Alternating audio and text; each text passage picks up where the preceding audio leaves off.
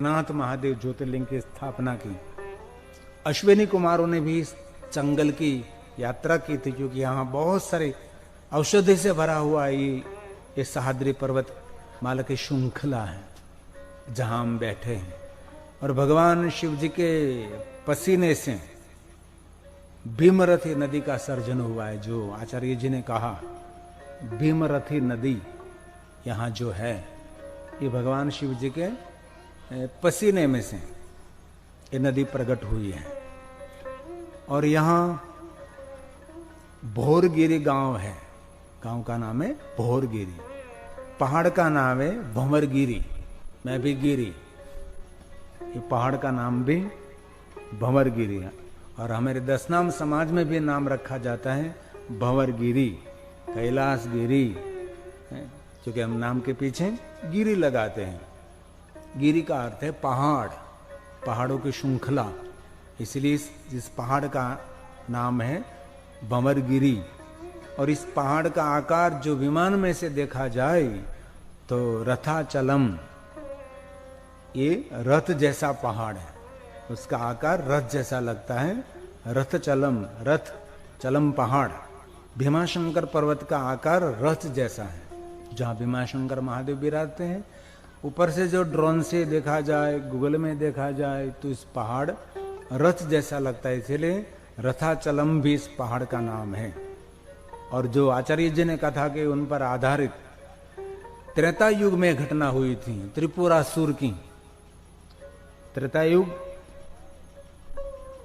मतलब बहुत पुराना इतिहास है, इसलिए कल्प भेद से अलग अलग कथा की एक रूपरेखा होती है।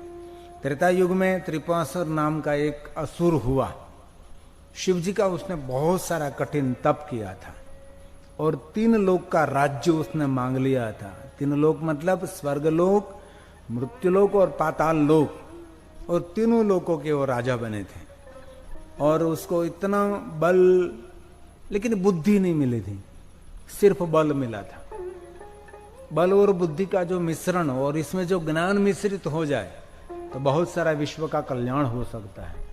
लेकिन बहुत सारे लोगों के पास ज्ञान रहता है, बहुत लोगों के पास बल रहता है, बहुत लोगों के साथ बुद्धि रहती है। बल बुद्धि, और हनुमान जी के पास में हम क्यों मांगते हैं? सब कुछ मांगते हैं ना, बल बुद्धि मांगते हैं, बल बुद्धि ज्ञान दे ही। और सुनिए जरा, देवों को सब त्रास देने लगा ये त्रिपुरासुर। एकदम छोटी सी बात, छोटे से इतिहास में कहते हो, इतिहास बहुत लंबा है लेकिन मैंने छोटी बात बना दी है। शिव जी ने देवों की ओर से इस त्रिपुरासुर के साथ युद्ध किया था, देवों की ओर से। और कार्तिकी पूर्णिमा के दिन ये त्रिपुरासुर का अंत किया था। इसलिए हम सब गुजराती उसको देव दिवाली कहते हैं। देव दिवाली क्यों मिलाते हैं? क्योंकि शिव जी ने इस दिन त्रिपुरासुर का अंत किया था, इसलिए उसको कहते हैं देव दिवाली, जो गुजराती लोग हम मनाते हैं कार्तिकी पूर्णिमा। त्रिपुरासुर का वध किया। कैलाश जाते समय इस सह्याद्री पर्वत पर भगवान शिव जी ने विश्राम किया था, इस पहाड़ पर। तब शिव जी की अंग में से सहस्त्र धारा प्रकट हुई थी। जैसे भगवान विष्णु के अंग में से जल प्रकट हुआ था, पूरा जगत जल से भर गया और पूरी पृथ्वी जल में डूब गई थी, हम सभी जानते हैं।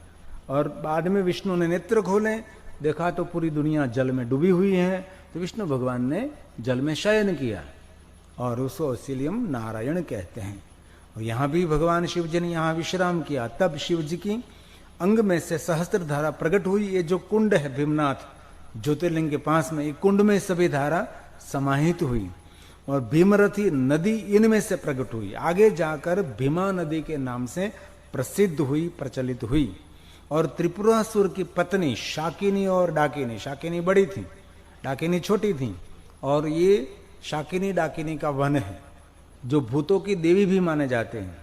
हमने बहुत छोटी उम्र में भूतों की देवी शाकिनी डाकिनी की साधना भी की थी। एक महात्मा जी ने मुझे बहुत कुछ सिखाया था, और ये साधना बेलोरुस के ऊपर बैठकर करनी चाहिए। और उसने मुझे कहा था कभी कुछ भी हो जाए बेलोरुस को आपको छोड़ना नहीं है, और कुछ भी हो जाए, कोई भी बुलावे, कुछ भी लालच कुछ दे, तो अभी आपको बेलोरुस के ऊपर ही बैठना है। जो आप बेलवृक्ष छोड़ देंगे तो डाकिनी शाकिनी आपको बहुत बड़ा नुकसान करेगी। तो तब मैं 9वीं कक्षा में पढ़ता था, तब ये डाकिनी शाकिनी की मैं उपासना करता था, और ये भूतों की देवी उसकी उपासना है। और अभी भी ये भीमाशंकर महादेव की पूजा ये शाकिनी डाकिनी निरंतर करती हैं। बहुत सारा ऐसा इतिहास है। इसलिए भूतों से रक्षा करनी है तो डाकिनी शाकिनी को प्रणाम करना चाहिए। हम भी इस डाकिनी वन की जो देवी हैं शाकिनी डाकिनी, उसको हृदय से प्रणाम करते हैं। हम यहाँ महादेव की कथा गाने के लिए आए हैं, तो हमारी और हमारे श्रोताओं के, मेरे शिव भक्तों की सदैव आप रक्षा करो। डाकिनी शाकिनी को तालियों के द्वारा हम प्रणाम करते हैं, क्योंकि सूक्ष्म अवस्था में रहते बहुत सारी चेतना दिखाई नहीं देती। हम लोग ऐसा मानते हैं, वैज्ञानिक लोग को जो दिखाई देता है उनको मानते हैं, बहुत कुछ दुनिया में दिखाई नहीं देता तो अभी मानना पड़ता है ना। इसलिए ये जो डाकिनी शाकिनी यहाँ मेरी आंखों के द्वारा हम देख नहीं सकते, लेकिन बहुत सारी चेतना उसके यहाँ काम करती होगी। शिव जी के शरण में आई, त्रिपुरासुर का अंत किया, तो वो दोनों शाकिनी डाकिनी भगवान शिव जी के शरण में समर्पित हो गए। तब भगवान शंकर जी ने प्रसन्न होकर उनको वरदान दिया, इस क्षेत्र में तुम निर्भय होकर रहो। शिव जी ने कहा शाकिनी और डाकिनी को, इन क्षेत्र में आप निर्भय होकर निवास करो, ये क्षेत्र तुम्हारा रहेगा। तो ये क्षेत्र किसका है? शाकिनी और डाकिनी का क्षेत्र है। देवों की प्रार्थना से आप इस क्षेत्र का मंगल करो। सभी देवों ने शाकिनी और डाकिनी को प्रार्थना की, आप त्रिपुरासुर की पत्नी हैं, आप महादेव की शरणागति आपने स्वीकारी है। इन क्षेत्र में जो रहते हैं, इन क्षेत्र में जो यात्रा करने के लिए आएगी, उसकी रक्षा शाकिनी और डाकिनी आप करो। ऐसा देवताओं ने बहुत मंगल में प्रार्थना की और यहाँ स्थिर हो गई। शाकिनी डाकिनी शिव भक्त हुई और निरंतर महादेव की भक्ति में रत रहती है। ये भगवान महादेव, भीमाशंकर महादेव ज्योतिर्लिंग की पूजा निरंतर सूक्ष्म अवस्था में शाकिनी डाकिनी करती रहती। इस स्थान का नाम डाकिन्या भीमाशंकर है, जो हम डाकिन्या भीमाशंकर बोलते हैं। और भंवरगिरी पहाड़ के इसलिए भीमारथी नदी की ओर से भीमाशंकर नाम से ज्योतिर्लिंग स्वरूप में यहाँ भगवान शिव स्थिर रहे। ऐसा बहुत लंबा इतिहास है, लेकिन छोटी सी बात में मैंने आपको कहने का ये प्रयास किया। यहाँ जहाँ हम 9 दिन रहेंगे, जहाँ 9 दिन हम भगवान महादेव को याद करेंगे। और एक दूसरी बात है, पद्म पुराण में कथा है कि डाकिनी वन में दैत्यराज कुंभकर्ण का राज्य था। जब त्रिपुरासुर को चला गया तब राज्य हुआ कुंभकर्ण का। कुंभकर्ण के पिता का नाम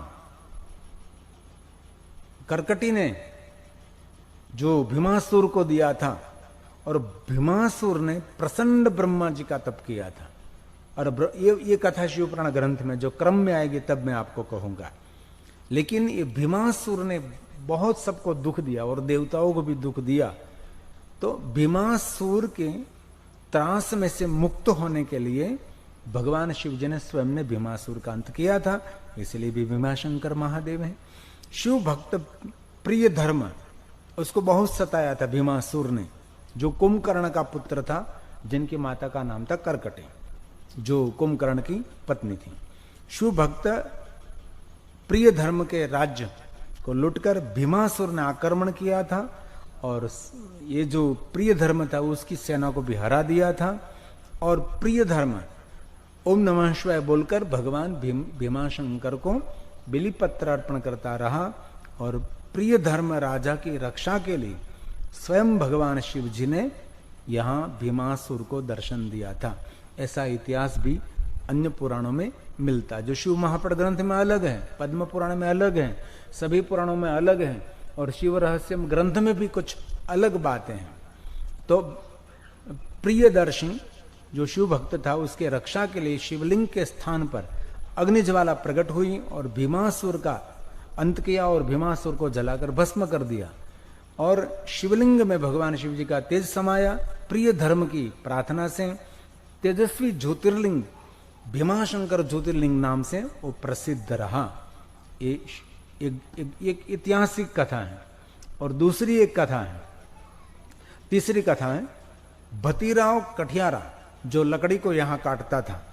और प्राचीन समय में एक पुराना बहुत वृक्ष था, उसको काट रहा था कुआड़े से। तो काट रहा था कुआड़े से, तो मूल में काट रहा था, तो वहां से लहू की धारा निकलने लगी। दौड़ता दौड़ता वो गांव में गया, सभी गांव वासियों को कहा कि यहाँ तो लहू की धारा निकल रही है। गांव के पंडित लोग, गांववासी सब वहां आए और एक गाय माता को लाई गई, और गाय माता वहां खड़ी रही, और आप ही गाय माता दूध की धारा करने लगी। तब वहां से वो लहू निकलना बंद हो गया, और वहां खुद काम किया गया, तो वहां से सुंदर एक शिवलिंग प्रकट हुआ, इसलिए उसको भी भीमाशंकर नाम से कहा जाता है। ऐसा भी एक इतिहास है। और तीसरी बात, चौथी बात, 13वीं सदी में अंत में राजाओं, शाहूकारों, विनायकराव शिंदे सबने मिलकर ये तीसरी सदी में ये सुंदर भीमाशंकर महादेव का शिवालय निर्माण किया। ईस्वी सन 1719 की साल में वहां के अभी जो घंट हैं, इनमें वो साल मिल रही है। घंट राजा रामाजी ने दिया है। घंट वाशिद पोर्टुगीज चर्च में वो घंट था। क्योंकि हमने बहुत बार कहा था पहले हमारे मंदिर में कोई घंट नहीं था, घंटड़ी थी, जिनको हम गरुड़ घंटा कहते थे। तो ये चर्च में से लाया गया घंट है। और पेशवा दीवान नाना फडणवीस में 28वीं सदी में इस फिर से मंदिर का बांधकाम किया। यहाँ का जो घंट है वो जो वाशिद पोर्टुगीज नाम का एक चर्च था, जब वसई को जीत लिया तब से ये यहाँ घंट लाया गया है। घंट मतलब मोटो टोकरो। और गुप्त भीमनाथ के दर्शन मध्य रात्रि को, यहाँ भी गुप्त भीमनाथ भी होगा। वहां एक वाघ उसकी पूजा करने के लिए आता है, ऐसी कथा मिलती है, ऐसी मान्यता है। भीमान नदी के एक पत्थर से 3000 फीट से ऊपर से एक जल प्रवाह झिलने के लिए भगवान शिव जी ने छलांग मारी थी और ये जीत लिया था। ऐसे भी एक कथा भीमाशंकर बारे में बहुत सारी धारणा है। और 500 मीटर दूर कमलजा देवी है, जो ये आचार्य जी ने बात की। कमलजा देवी, कमलजा देवी की स्थापना क्यों गई? पार्वती का अवतार है कमलजा देवी। त्रिपुरासुर का वध जब शिव जी कर रहे तब देवियों ने बहुत परिश्रम किया था, और माता जी ने, मां जगदम्बा पार्वती ने बहुत युद्ध में सहयोग दिया था। तब सभी देवताओं ने मिलकर, और जैसे महादेव जी लिंग रूप में प्रकट रहे तो देवताओं ने मिलकर कमलजा देवी की स्थापना की, जो पार्वती जी का स्वरूप माना जाता है। और जो यात्रिक आते हैं उसकी सभी कामना, मनोकामना कमलजा देवी पूर्ण करती है। ऐसा भी एक इतिहास है। और दूसरी बात, कौड़ना गुफा भी यहाँ, कौड़ना गुफा, वहां कौड़नेश्वर महादेव है। कौड़नेश्वर महादेव बहुत प्राचीन है। ऐसे तो बहुत सारे भगवान महादेव के शिवलिंग यहाँ है, और ग्रंथों में अलग अलग उल्लेख मिलता है। और शिवाजी और राजा राम महाराज, रघुनाथ, पेशवा और सब ने मिलकर यहाँ कूप बनाया था यात्रियों के जल की व्यवस्था के लिए।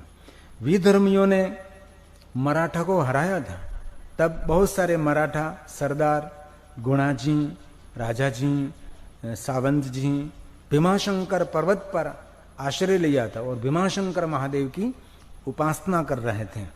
ज्ञानेश्वर संत, नामदेव संत, समर्थ संत, स्वामी समर्थ, रामदास संत, सभी संत ज्योतिर्लिंग के दर्शन के लिए और बार बार ज्योतिर्लिंग की पूजा के लिए आते रहे, जो भीमाशंकर महादेव का सुंदर शिवलिंग है। और एक वो भी नोंद मिलती है, आसाम की राजधानी गुवाहाटी है। गुवाहाटी के पास एक ब्रह्मपुर पहाड़ है। इस पहाड़ पर भीमाशंकर महादेव हैं, जिनको कामरूदेश भी कहा जाता है। ऐसा भी इतिहास मिलता है। जो मुझे मिला वो थोड़ा मैंने आपको कहा। और आइए अब हम शिव महापुराण कथा का प्रारंभ करते। जिन स्थान पर हम बैठे, स्थान कोई सामान्य स्थान नहीं है। ये ऋषि मुनियों की तपस्थली है और सभी संतों की तपस्थली है, सभी देवताओं की प्रिय भूमि है। और शिव जी ने यहाँ निवास किया था, और अब भी सभी शिव भक्तों के रक्षा के लिए भगवान शिव स्वयं ज्योति स्वरूप में यहाँ विराजते हैं। तो आइए शिव महापुराण कथा का प्रारंभ करें। इससे पहले 12 ज्योतिर्लिंग को हम प्रणाम करेंगे। सोमनाथाय नमः। और हम सोमनाथ से आए हैं। जिन क्षेत्र में मैं रहते क्षेत्र का नाम है सौराष्ट्र, और प्रथम ज्योतिर्लिंग रूप हमारे प्रांत में सौराष्ट्र में प्रकट है। इसलिए हम पहले सोमनाथ महादेव को नमन करेंगे, मल्लिकार्जुन महादेव को प्रणाम करेंगे, ज्योतिर्लिंगाय नमः। साथ में गाने के लिए, साथ में बोलने के लिए थोड़ा सा याद करें, भाव से और आदर के साथ करें। ओम सोमनाथाय नमः। ओम ज्योतिर्लिंगार्जुनाय नमः। ज्योतिर्लिंगार्जुनाय नमः। ओम महाकालेश्वराय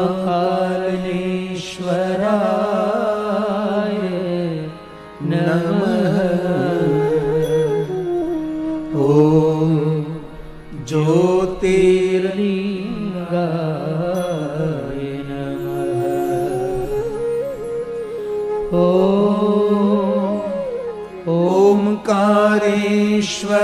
ओमकारेश्वराय नमः। ओम वैद्यनाथाय नमः। ओम भीमशंकराय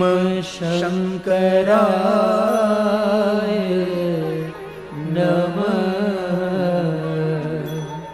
ओम ज्योतिर्लिंगाय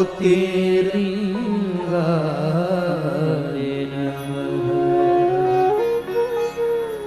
ओम रामेश्वराय नमः। ओम नागेश्वराय नमः। ओम विश्वेश्वराय नमः। ओम ज्योतिर्लिंगाय नमः। ओम त्र्यंबकेश्वराय नमः। ओम केदारेश्वराय नमः। ओम घूष्मेश्वराय नमः। ओम ज्योतिर्लिंगाय नमः। ओम घूष्मेश्वराय नमः। ओम ज्योतिर्लिंगाय नमः। 12 ज्योतिर्लिंग को प्रणाम करते हुए भगवान डाकिनी भीमाशंकर महादेव का एक सुंदर श्लोक है, वहां से कथा का प्रारंभ करेंगे। तम शंकरम भक्त हित नमामि। ये भीमाशंकर महादेव के लिए गाया है। ये महादेव आप इस पहाड़ पर निवास करते हैं, किस लिए? अपने भक्तों के हित के लिए करते हैं। डाकिनी शाकिनी द्वारा पूजित आप महादेव हैं, जो भूतों की देवी हैं, जो हर शिव भक्त की रक्षा करते हैं। हमने बहुत बार कथा में कहा है, जो महादेव की उपासना करते हैं, जो शिव जी की उपासना करते हैं, એના માટે મેં કહ્યું છે એમને કોઈ દી ભૂત ન વળગે। और જેટલા शिव भक्त છે એ બધા જ महादेवना भक्त है। सभी भूत प्रेत शिव की उपासना कर, इसीलिए महादेव को हम क्या कहते हैं? आप ही बोलिए। भूतनाथ कहते हैं। कभी सोचा आपने भूतनाथ क्यों महादेव जी को कहते हैं?